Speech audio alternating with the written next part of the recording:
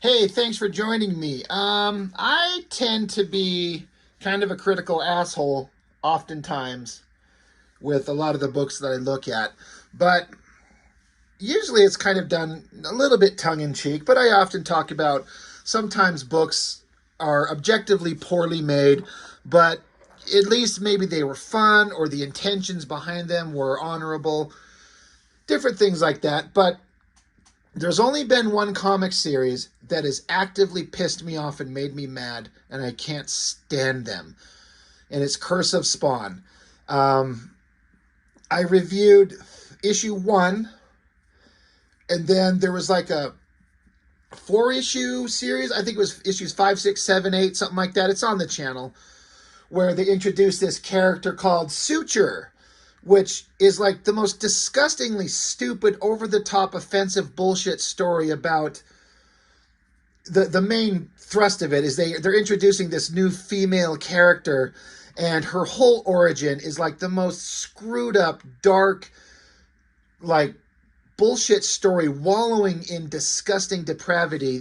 That it's like this poor everyday woman that she's married, she's got kids, she gets hit by a, I think it was a cop car, and so they stop and throw her into an ambulance, but then the ambulance pulls off in between an alley, and the ambulance workers and the cops do unbelievable, unspeakable shit to her, and then she wakes up in the middle of it, and while she struggles and grabs at something, she accidentally grabs a gun, and it blows the fingers off one of the cops, so then they beat her to death, or so they thought, and then take her body to some place to be cut up and dismembered and buried. But then for some reason, the guy that they took her to stitched her back together, and she suddenly become this unholy superhero monster out to avenge women. It if it sounds stupid, believe me, it's way worse. It's one of the dumbest stories I've ever read in my life. And so there's those two videos on those two stories. And then I did pick up the black and white collection of Curse of Spawn because I just kind of wanted to enjoy the black and white artwork. All that to be said, I do have these issues 9 and 10, Curse of the Spawn, which, as far as I understand it, this basically gives the origin to the character Angela, who was introduced in the regular Spawn series, and kind of gives a backstory of where she come from and how she came to be.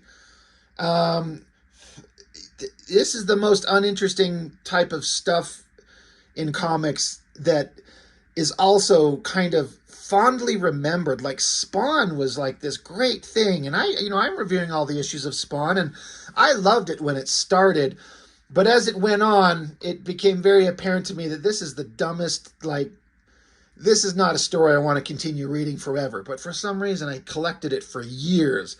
And I got Curse of Spawn just kind of like out of, I don't know, habit. It's like a new series. I'll check it out. They have aged so poorly in my mind. We'll just flip through these. Dwayne Turner. Well, this is actually a great Capullo.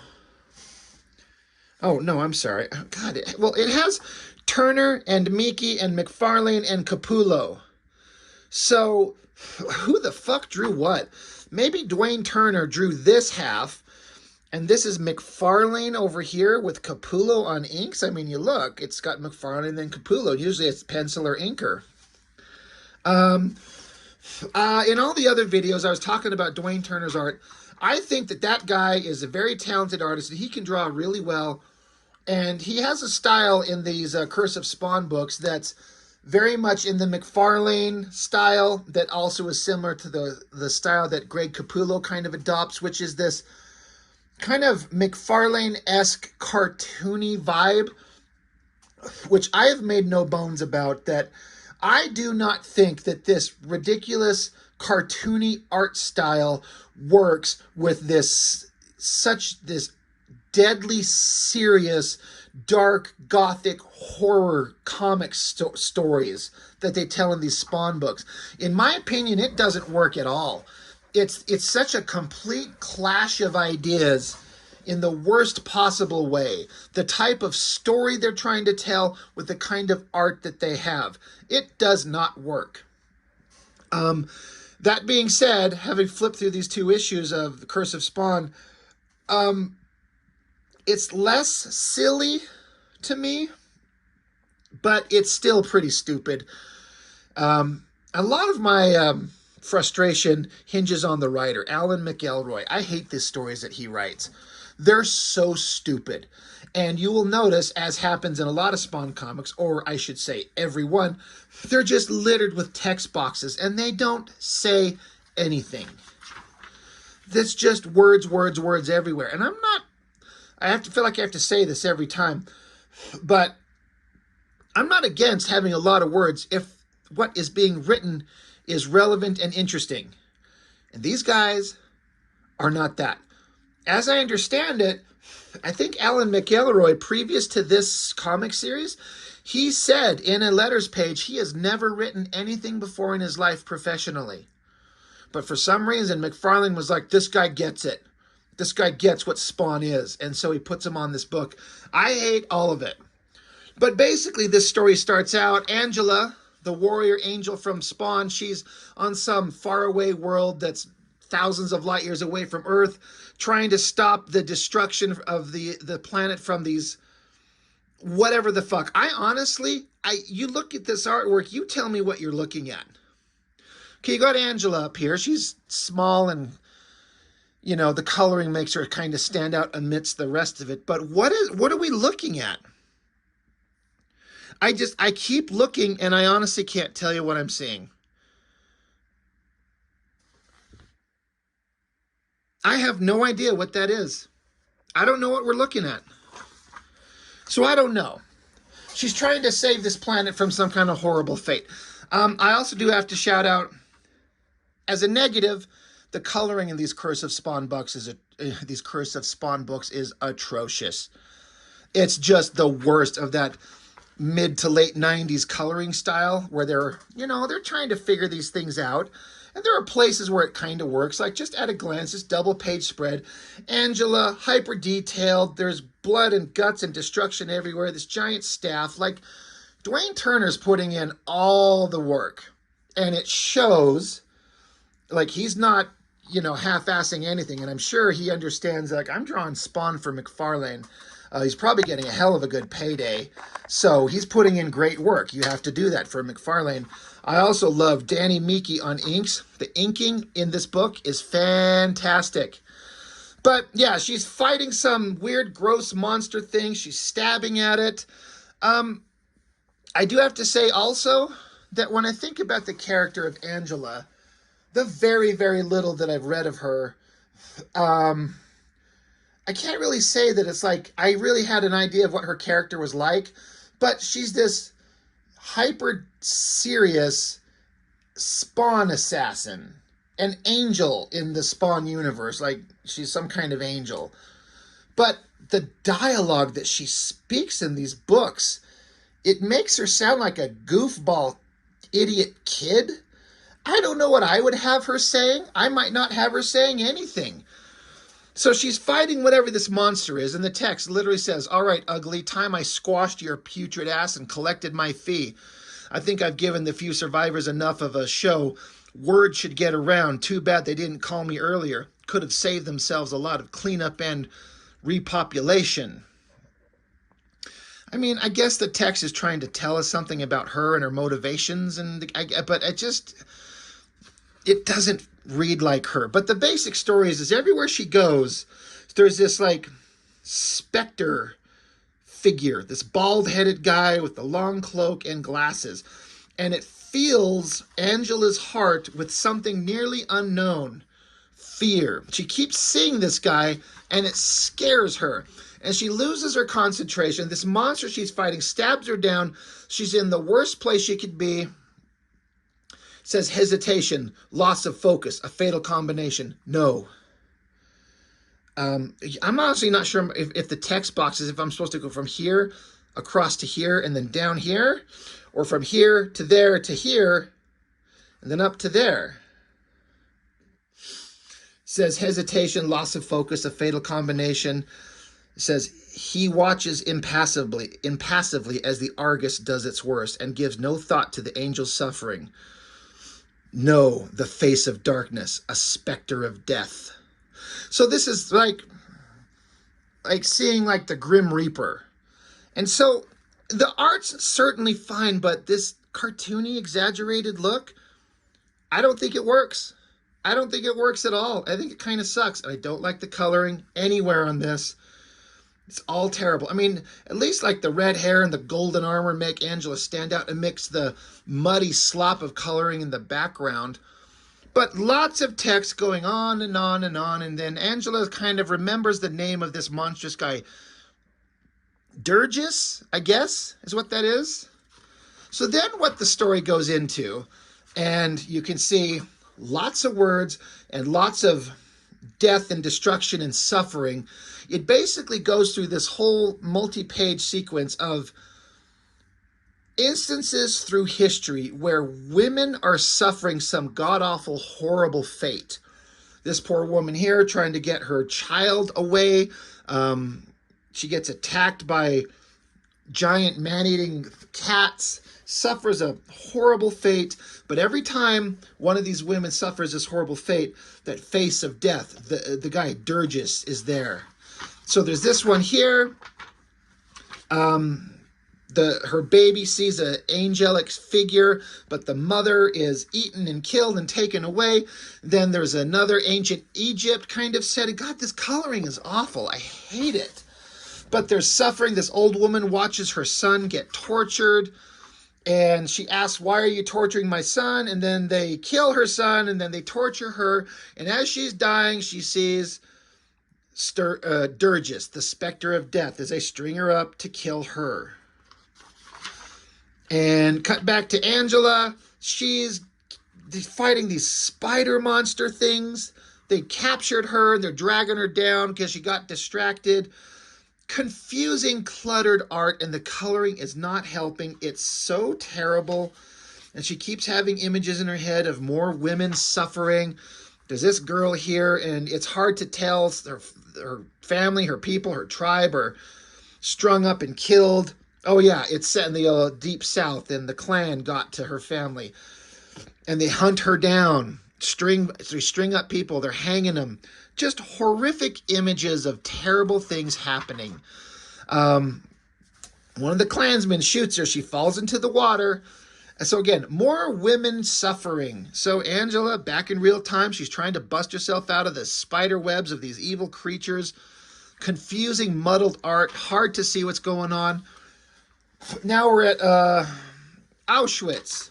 So of course, we got to have this as one of the biggest moments of human suffering. Another family getting beat down, executed. Everyone's freaking out. A mom watching her husband and child die. Another woman dying of cancer, horribly suffering. And then all these spirits of all these suffering dead women,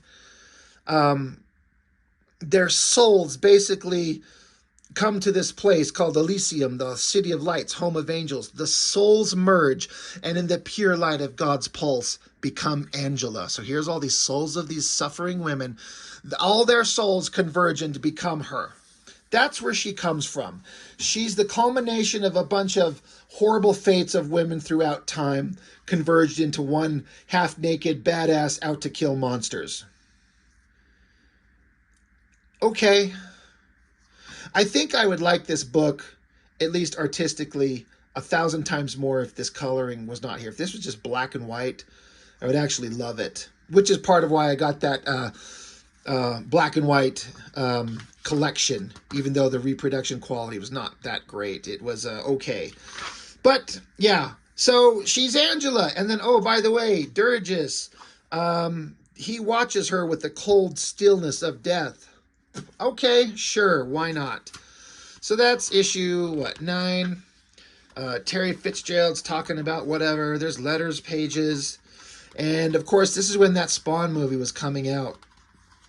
Back in the day, we didn't have good comic book movies. Spawn was one of the biggest things ever. This seemed like a really cool movie, and at the time watching it, it was like, no, it's not bad. It was okay. Boy, if you haven't watched Spawn in a long time, go watch it again. It is awful. It's just awful. It does not hold up. I never watched the animated show, though I understand it's pretty damn good. And of course, McFarlane was getting his action figures going on. The action figure empire is probably what's propped him up for the long time. But okay, well, that was amazing. So let's get into Curse of Spawn number 10. Because it's so interesting. What the fuck are we looking at? I bet if you read the text, it would tell you what's going on, but you should be able to look at it. There's ground and is this the Death Star or something here? And it's explosion and shit colors. I hate this shit. Double page spread. Angela's... God, I was having a hard time seeing this, but I see it now. I see her figure in that. She's bursting out of this monstrous creature. She's screaming at it. God, so Angela's yelling, "Turn off that damned machine now and you get to live a few minutes longer than the rest. I give my word, you get a full minute before I lance your pus-filled soul and chuck you into the nearest star. Promise." That's the dialogue put in Angela's mouth. It's stupid, but there's a swirl of energy, and then she sees the specter of death, and he just keeps looking on at her. And then it goes into, oh, he is part of Angela's past. So it's Elysium, the city of lights, the city of angels. For a time that is not time, the mentors soothe the mind and spirit of the new recruit. So I guess this is right after Angela first manifested from the souls of all those other dead ladies. And they're walking around, and Angela's asking this other girl, "What are you? You're a hunter?" And she says, "A primary hunter. The best job this place has to offer. I kill hellspawn." And then there's these are a bunch of trophies of a bunch of monsters in a room, and it's nothing's interesting is happening. I'm just trying to see if I can discern it and explain it, but I don't think I care because there's just nothing interesting going on. Just they're introducing her like, "Hey, you're brand new. I kill hellspawn. Here's a trophy room. We're really awesome. And oh, by the way, in this little room, there's this sweet little old lady who's the fuck is she supposed to be? I don't know if she's supposed to be like the leader of the women or God itself. I didn't reread this story because I couldn't. I do not like this cartoony art style. Look at that shit. It's clearly well drawn, and Dwayne Turner is clearly very talented. I don't think this works. I don't like it at all. Oh yeah, but this little old lady is kind of explaining the universe. There's this beautiful lands, and women are the most awesome things on the planet. Women's are the harbingers of emotion. They carry a fire inside them that too must often be contained. No technology can stand against that fire.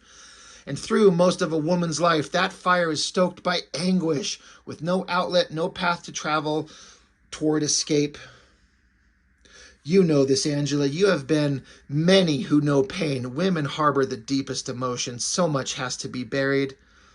So Angela says, "Yes, children I bore, husbands I loved, families, friends, lost, so many tears in the faces of the soulless, mindless horrors brought on by evil, evil at its most naked, most hideous." And so then, of course, we got to see Malbolgia, the big demon, Satan monster of hell in the Spawn universe. I've said before, he's the least scary demon in the history of comics ever. There's nothing scary about this. I do like this drawing. I think it's kind of a better version than McFarlane's done a bunch of times. It's pretty well done. It's not bad. But, you know, the little old lady keeps going, "A woman knows about pain. A woman understands because she alone brings life through a corridor of pain, or through a corridor of pure agony.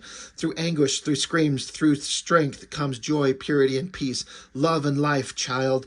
It's trying to sound so smart. I just recently got done recording an issue of Tom Strong written by Alan Moore, and you want to get smart writing from an educated man who knows what he's talking about, read an issue of Tom Strong or anything Alan Moore has done.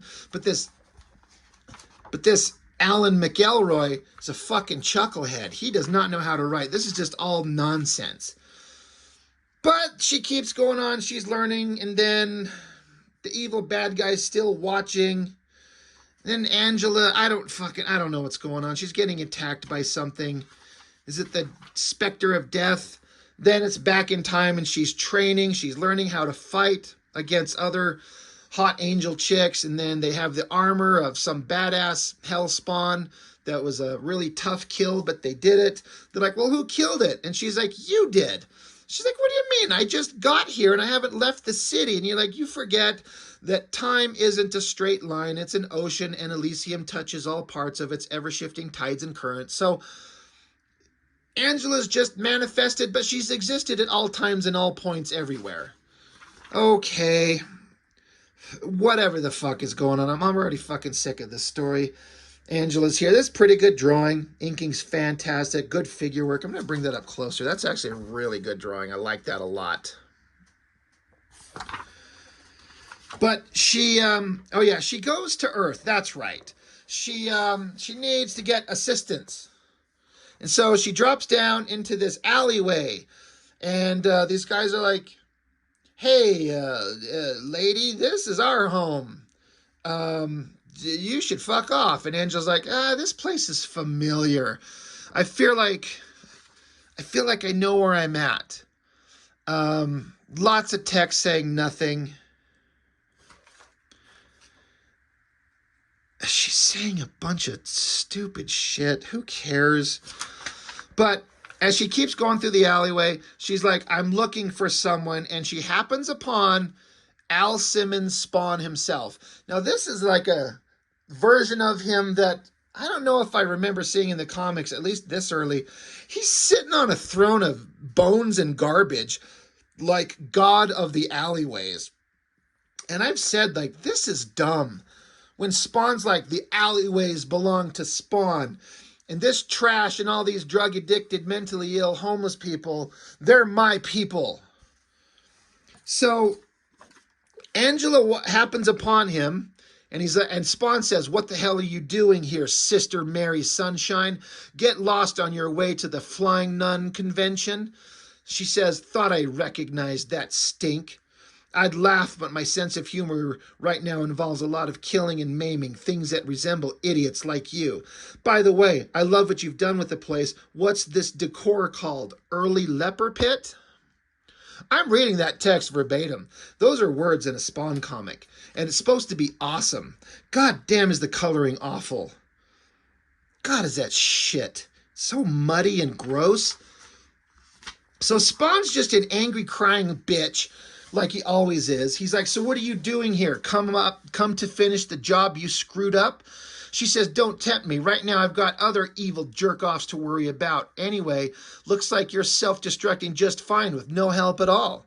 They sound like fucking children arguing with each other. Spawn continues here. So what's going on? The sky is going haywire and my skin feels like it's starting to unravel.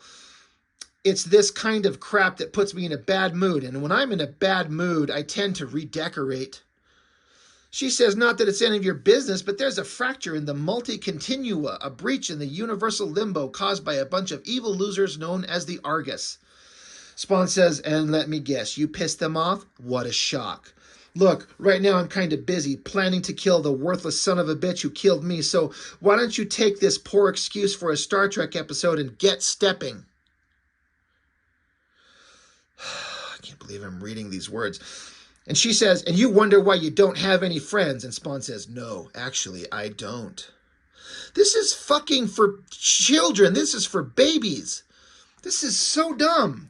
Then we cut back to Caligostro, I don't even know what the fuck he is. I thought he was part of the Angels.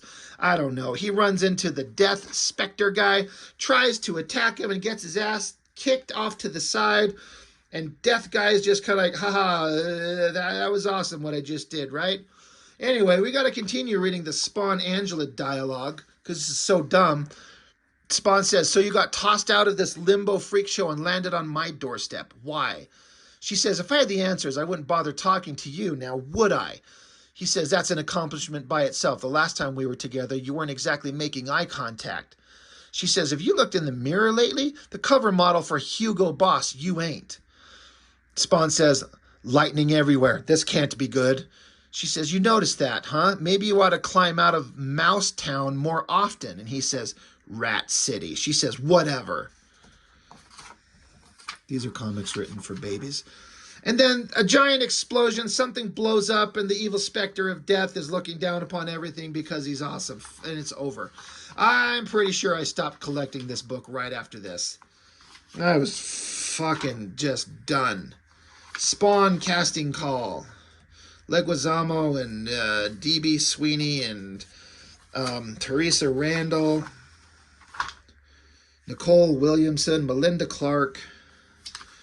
Miko Hughes plays Zach, little fucking twerp kid. Such a stupid movie.